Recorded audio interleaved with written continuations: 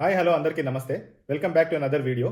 ఈ వీడియోలో నెదర్లాండ్స్ రావడానికి ఆప్షన్స్ ఏంటి, 12 ఇయర్స్ బ్యాక్ నేను నెదర్లాండ్స్కి ఎలా వచ్చాను అనేది చెప్పబోతున్నాను. నెదర్లాండ్స్ రావడానికి 4 ఆప్షన్స్ ఉన్నాయి. ఈ 4 ఆప్షన్స్లో ఫస్ట్ వచ్చేసి జాబ్ సెర్చ్.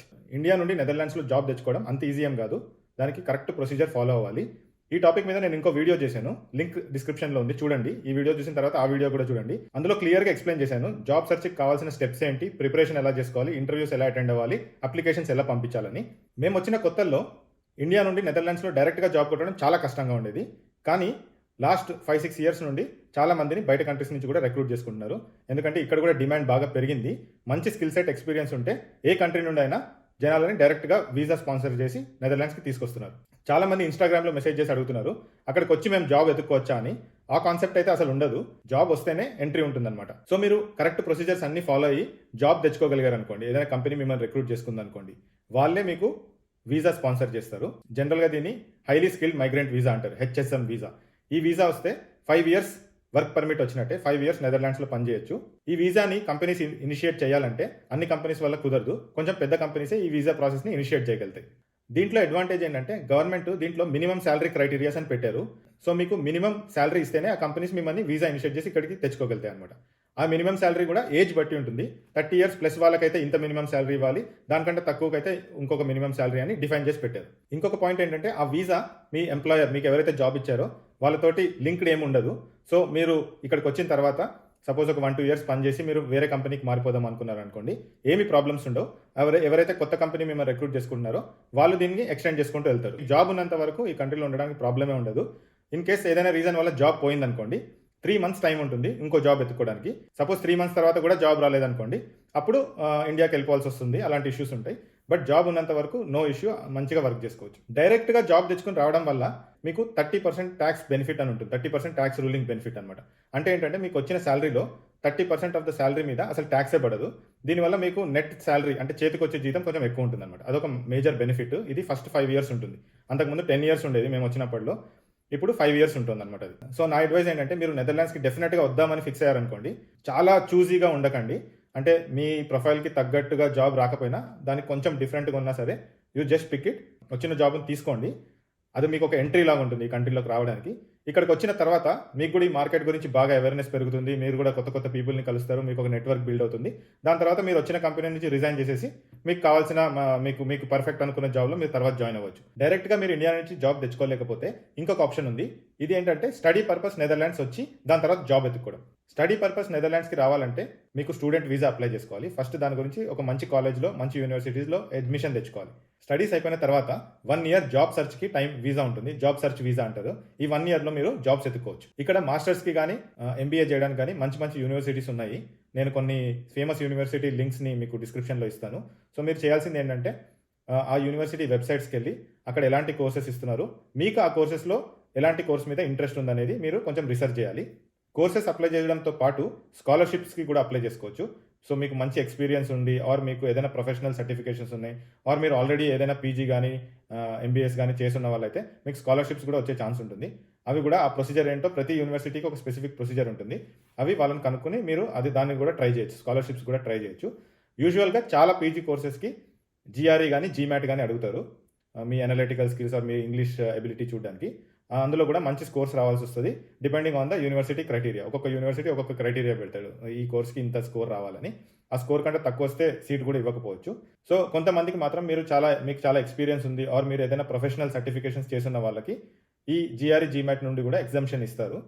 నేను ఇక్కడే మాస్టర్స్ చేశాను. నేను ఇక్కడికి వచ్చింది జాబ్ పర్పసే, కానీ నేను జాబ్ చేస్తూ ఇక్కడ ఫుల్ టైం మాస్టర్స్ డిగ్రీ చేశాను ఫైనాన్స్లో. సో నాకు చాలా బాగా వర్కౌట్ అయింది, ఎందుకంటే మా కంపెనీ అది స్పాన్సర్ చేసింది పార్ట్లీ. కొంచెం నేను డబ్బులు పెట్టుకున్నాను, కానీ ఆ డబ్బులు పెట్టిన దాంట్లో కూడా ట్యాక్స్ బెనిఫిట్స్ ఉంటాయి. సో చాలా మటుకు రిటర్న్ వచ్చేస్తుంది. సో నేను ఇండియాలో ఫర్ ఎగ్జాంపుల్ ఒక 1 or 2 ఇయర్స్ బీటెక్లో స్పెండ్ చేసిన డబ్బుల కంటే తక్కువలో ఇక్కడ నాకు మాస్టర్స్ అయిపోయింది. 1 ఇయర్ జాబ్ సెర్చ్ వీసా అన్నా కదా, ఒకసారి 1 ఇయర్లో కూడా జాబ్ తెచ్చుకోవడం చాలా కష్టమైపోతుంది, సరిగ్గా అప్లై చేయకపోతే ఆర్ మార్కెట్ బాగాలేకపోతే.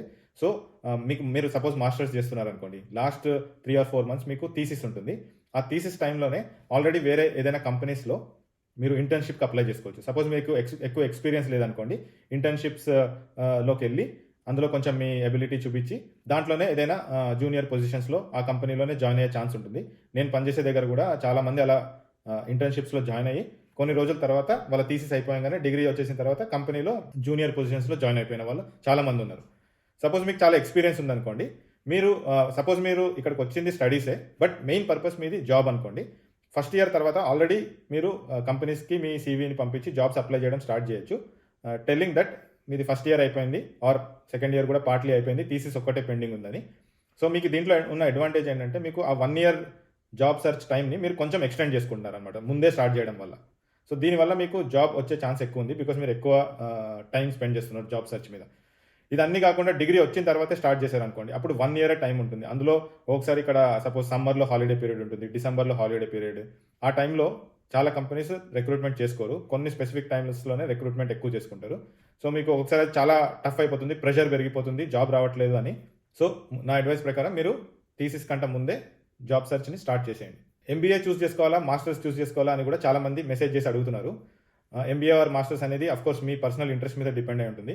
కానీ నా అడ్వైస్ ఏంటంటే మీకు చాలా ఎక్స్పీరియన్స్ లేదనుకోండి, సపోజ్ ఒక 5, 6, 7 ఇయర్స్ ఎక్స్పీరియన్స్ ఉందనుకోండి మీకు, నా ఉద్దేశం ప్రకారం మీరు మాస్టర్స్ చేస్తే బెటర్. ఎందుకంటే చాలా కంపెనీస్ జాబ్ పొజిషన్స్లో మాస్టర్స్ని అడుగుతున్నాయి. ఎంబీఏ కూడా చేయొచ్చు, కానీ డోంట్ ఎక్స్పెక్ట్ డైరెక్ట్లీ మీరు ఏదో మేనేజర్ పొజిషన్స్ ఆర్ లీడర్షిప్ రోల్స్లోకి వెళ్ళిపోతారని.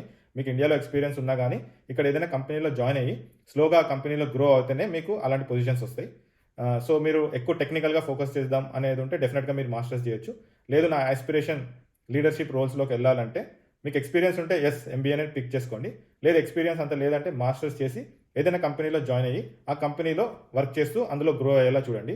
ఇంకొక అడ్వాంటేజ్ ఏంటంటే సపోజ్ మీరు ఏదైనా కంపెనీలో జాయిన్ అయ్యి మంచిగా పర్ఫామ్ చేశారనుకోండి, మీ లీడర్షిప్ ఎబిలిటీస్ని వాళ్ళు చూశారనుకోండి, సపోజ్ వాళ్ళే మీకు ఎంబీఏ కూడా స్పాన్సర్ చేస్తారు. ఎంబీఏ మాస్టర్స్ కంటే చాలా యూనివర్సిటీస్లో చాలా కాస్ట్లీ. ఇది మీరు కంపెనీ త్రూ స్పాన్సర్ చేయించుకున్నారు అనుకోండి, మీకు ఒక పెద్ద బెనిఫిట్ అది. థర్డ్ ఆప్షన్ ఏంటంటే డిపెండెంట్ వీసా మీద నెదర్లాండ్స్కి రావడం.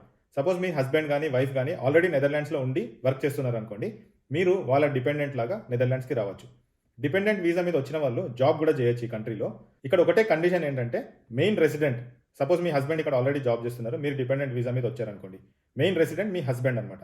ఆయనకి జాబ్ లేకపోతే, ఆయనకి జాబ్ సపోజ్ జాబ్ పోయిందనుకోండి ఆర్ జాబ్ లేదనుకోండి, డిపెండెంట్ కూడా వర్క్ చేయలేరు, ఇద్దరు నెదర్లాండ్స్ నుంచి మూవ్ అవుట్ అయిపోవాల్సి వస్తుంది. సో చాలా మంది ఏం చేస్తారంటే ఫస్ట్ డిపెండెంట్ వీసా మీద వచ్చేసి దాని తర్వాత స్లోగా మీకు కూడా ఏదైనా జాబ్ వచ్చేసింది అనుకోండి, ఆ ఎంప్లాయర్ తోటి రిక్వెస్ట్ చేసి మీ డిపెండెంట్ వీసా మీద నుంచి మీకు కూడా ఇక్కడ ఇండిపెండెంట్గా వర్క్ పర్మిట్ వచ్చేలాగా అప్లై చేయమని రిక్వెస్ట్ చేయాలి ఎంప్లాయర్ని.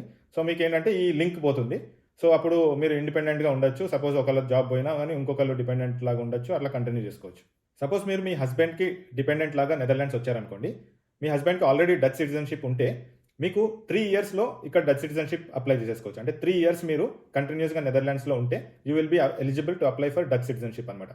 డచ్ సిటిజన్షిప్ ఎలా అప్లై చేయాలి, దానికి కావాల్సిన ప్రాసెస్ ఏంటి, ప్రొసీజర్ ఏంటి, ఇవన్నీ కంప్లీట్ డీటెయిల్స్ తోటి ఇంకొక వీడియోలో నేను ఎక్స్ప్లెయిన్ చేశాను. లింక్ కింద డిస్క్రిప్షన్లో ఉంది. ఈ వీడియో చూసిన తర్వాత ఆ వీడియో కూడా చూడండి. ఫోర్త్ ఆప్షన్ ఏంటంటే డెప్యూటేషన్ బేసిస్ మీద నెదర్లాండ్స్కి రావడం. అంటే ఇండియాలో పెద్ద కంపెనీస్ ఉంటాయి కదా, సపోజ్ ఇన్ఫోసిస్, టీసీఎస్, విప్రో, ఇలాంటి కంపెనీస్లో వాళ్ళకి నెదర్లాండ్స్లో బ్రాంచెస్ ఉంటాయి ఆర్ వాళ్ళకి నెదర్లాండ్స్లో క్లయింట్స్ ఉంటారు. అంటే పెద్ద బ్యాంక్స్, ఇన్సూరెన్స్ కంపెనీస్కి వీళ్ళు ఇండియా నుంచి సర్వీసెస్ ఇస్తారనమాట. ఇలాంటి పెద్ద కంపెనీస్లో మీరు ఇండియాలో జాయిన్ అయినప్పుడు నెదర్లాండ్స్ క్లయింట్స్ ప్రాజెక్ట్స్లో వర్క్ చేశారనుకోండి, కొన్ని ఇయర్స్ వర్క్ చేసిన తర్వాత మీకు మంచి ఎక్స్పీరియన్స్ ఉంటే, మీకు మంచి క్లయింట్తో రిలేషన్షిప్ ఉంటే మీకు వాళ్ళు వీసా ఇనిషియేట్ చేసి నెదర్లాండ్స్కి డెప్యూటేషన్ బేసిస్ మీద పంపిస్తారనమాట. మీకు వీసా సంబంధించిన ప్రాసెస్ కానీ మీ ట్రావెల్ కానీ అన్నీ ఈ ఇండియన్ కంపెనీయే చూసుకుంటుంది. మీరు ఇక్కడికి వాళ్ళ కంపెనీ త్రూ వస్తున్నారు కాబట్టి మొత్తం వాళ్ళు ఫెసిలిటీస్ అన్ని అరేంజ్మెంట్స్ చేసుకుని ఉంటారనమాట. కానీ పెద్ద నెగిటివ్ ఏంటంటే మీరు ఇక్కడ ఎప్పుడు రావాలి, మీరు ఇక్కడ నుంచి ఎప్పుడు రిటర్న్ ఇండియాకి వెళ్ళిపోవాలనేది మొత్తం ఆ కంపెనీ చేతిలో ఉంటుంది. సో మీకు అంత ఫ్రీడమ్ ఉండదు ఏదైనా చేయాలంటే. సో చాలామంది ఏం చేస్తారంటే ఇక్కడికి అలాంటి డెప్యూటేషన్ బేసిస్ మీద వచ్చేసి కొన్ని ఇయర్స్ పనిచేసిన తర్వాత ఇక్కడ లోకల్గా కూడా జాబ్ తెచ్చుకుంటారు. దీంట్లో చాలా రూల్స్ ఉంటాయి. ఒక్కొక్క కంపెనీ ఆ ఎంప్లాయీ తోటి అగ్రిమెంట్స్ పెట్టుకుంటుంది. నేను ఇక్కడికి 12 ఇయర్స్ బ్యాక్ కూడా ఇలా ఇన్ఫోసిస్ అనే కంపెనీ త్రూ ఇక్కడికి వచ్చాను. ఇక్కడికి వచ్చి 3-4 ఇయర్స్ జాబ్ చేసిన తర్వాత నాకు కూడా ఇక్కడ లోకల్ ఎక్స్పీరియన్స్ బాగా వచ్చింది, లోకల్గా కూడా నాకు నెట్వర్క్ పెరిగింది. అక్కడ నేను డైరెక్ట్గా నెదర్లాండ్స్ బేస్డ్ కంపెనీకి మూవ్ అయిపోయాను. అప్పట్లో ఇలాంటి ఇన్ఫోసిస్ లాంటి కంపెనీస్ కూడా హైలీ స్కిల్డ్ మైగ్రెంట్ అంటే హెచ్ఎస్ఎం వీసానే ఇనిషియేట్ చేసేవారు. సో 5 ఇయర్స్ వచ్చేది వీసా. ఈ 5 ఇయర్స్లో మీరు ఇన్ఫోసిస్ త్రూ వచ్చారు కాబట్టి దాని త్రూ పని చేయొచ్చు, లేదంటే వేరే కంపెనీస్కి షిఫ్ట్ అయిపోవచ్చు. కానీ చాలా కంపెనీస్ మీరు రిజైన్ చేయగానే వాపస్ ఇండియాకి వచ్చేయమంటారు. సో అలాంటి కండిషన్స్ కూడా ఉంటాయి, అవి మీరు చూసుకోవాలి ఎలా డీల్ చేస్తారు అనేది. ఈ మధ్య మాత్రం ICT visa, inter company transfer visas అని ఇనిషియేట్ చేస్తున్నారు. 3 ఇయర్స్ ఉంటుంది వీసా. 3 ఇయర్స్ తర్వాత 6 మంత్స్ కూల్ ఆఫ్ పీరియడ్ ఉంటుంది అనమాట. అంటే 3 ఇయర్స్ మీరు ఇక్కడ జాబ్ చేశారనుకోండి, 6 మంత్స్ మళ్ళీ వాపస్ ఇండియాకి వెళ్ళిపోవాల్సి వస్తుంది. ఆ 6 మంత్స్ కూల్ ఆఫ్ పీరియడ్ తర్వాత మళ్ళీ వీసా ఇనిషియేట్ చేసుకొని రావచ్చు అనమాట. ఐసీటీ వీసాలో ఇక్కడ జాబ్ చేస్తూ కూడా మీరు వేరే కంపెనీస్కి మారిపోవచ్చు. అలా మారినప్పుడు మిమ్మల్ని ఎవరైతే కంపెనీ రిక్రూట్ చేసుకుంటున్నారో వాళ్ళు మీకు మళ్ళీ కొత్త వీసా ఇనిషియేట్ చేయాల్సి వస్తుంది. కానీ ఇందాక చెప్పినట్టు మీరు ఇండియన్ కంపెనీ త్రూ ఇక్కడికి వచ్చారనుకోండి, డెఫినెట్గా ఆ కంపెనీ రూల్స్ ఏంటో చదవాలి. మేము ఇక్కడికి వచ్చినప్పుడు ఇన్ఫోసిస్ త్రూ ఒకటే కండిషన్ ఉండేది, మీరు ఇక్కడ రిజైన్ చేస్తే వాపస్ ఇండియా వెళ్ళి 1 month 2 month notice period serve చేసేసి then you will be free అనమాట. సో అలాంటి కండిషన్స్ చాలా పెడతారు. సో నేను ఇక్కడ మారినప్పుడు 1 మంత్ ఇక్కడ నోటీస్ పీరియడ్ సర్వ్ చేసి దాని తర్వాత 1 మంత్ నా ఇండియన్ లొకేషన్కి వెళ్ళి అక్కడ నోటీస్ పీరియడ్ సర్వ్ చేసి మొత్తం అంతా హ్యాండ్ ఓవర్ ఇచ్చిన తర్వాతే నాకు రెసిగ్నేషన్ యాక్సెప్ట్ చేశారు. అప్పుడు నేను ఇక్కడికి వచ్చి వేరే కంపెనీలో జాయిన్ అవ్వగలిగాను అనమాట. సో ప్రతి కంపెనీకి వాళ్ళ రూల్స్ ఉంటాయి. ఇవి మాత్రం ఈ మధ్య ఒక 3-4 ఇయర్స్ బ్యాక్ నుంచి చాలా స్ట్రిక్ట్ చేశారని నేను విన్నాను. సో మీరు ఇలా అలాంటి డెసిషన్ తీసుకోవాలంటే డెఫినెట్గా కండిషన్స్ ఏంటో క్లియర్గా చదవాలి. సో నేను ఈ చెప్పిన 4 ఆప్షన్స్లో ఏ ఆప్షన్ ఈజీ, ఈ ఆప్షన్ డిఫికల్ట్ అని నేను చెప్పలేను. అది మీ సిచ్యువేషన్స్ బట్టి డిపెండ్ అయి ఉంటుంది. సపోజ్ మీకు స్కిల్ సెట్ బాగుంది, మీ ఎక్స్పీరియన్స్ సూపర్గా ఉందనుకోండి, మీరు డైరెక్ట్గానే జాబ్ అప్లై చేయొచ్చు, మీకు చాలా మంచిగా జాబ్ వచ్చే ఛాన్స్ కూడా ఉంటుంది.